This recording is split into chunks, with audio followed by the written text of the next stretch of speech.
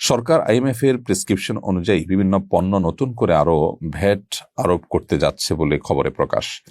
এটা জীবনযাত্রার উপরে বেশ প্রভাব ফেলবে বলে অনেকে মনে করেন। গুরুত্বপূর্ণ নাগরিক হিসাবে সরকার কোনো পরামর্শ দিবেন কিনা, গুরুত্বপূর্ণ নাগরিক কিনা জানি না, তবে এটা বলবো যে আমাদের যে সমস্ত প্রতিষ্ঠানগুলো লোন দিয়ে থাকে, নানা সময় আমাদেরকে আর্থিক সহায়তা দিয়ে থাকে, তারা নানা রকম বুদ্ধি পরামর্শ দিয়ে থাকে।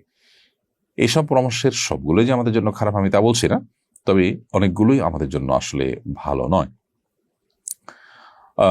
দেশে বিশেষ করে বর্তমান যে চলমান অচলাবস্থা চলছে, অনেকটা দীর্ঘদিন পর্যন্ত মানুষ আর্থিক কষ্টে ভুগছে, বাজার নিয়ন্ত্রণ করা কঠিন হচ্ছে নানা কারণে।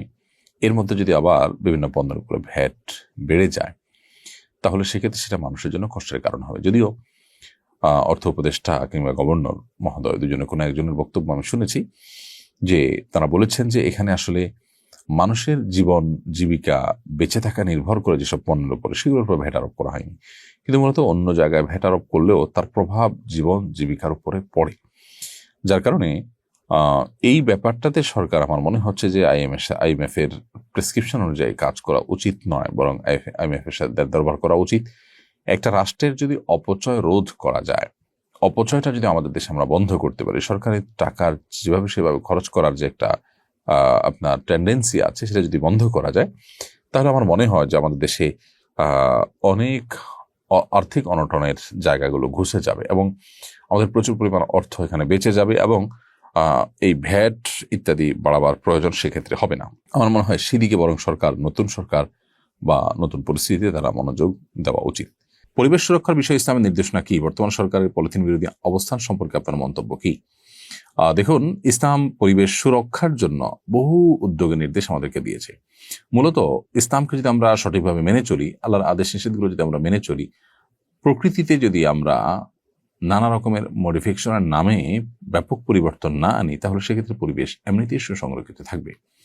পৃথিবীতে আজ যারা পরিবেশ নিয়ে সবচেয়ে বেশি সোচ্চার এবং কথা বলছেন, দুর্ভাগ্যজনক বাস্তবতা হলো তারাই শিল্প বিপ্লবের নামে, নানা নামে তারা প্লাস্টিকের পৃথিবী আমাদেরকে উপহার দিয়েছেন এবং পরিবেশকে বিপর্যস্ত তারাই করেছেন।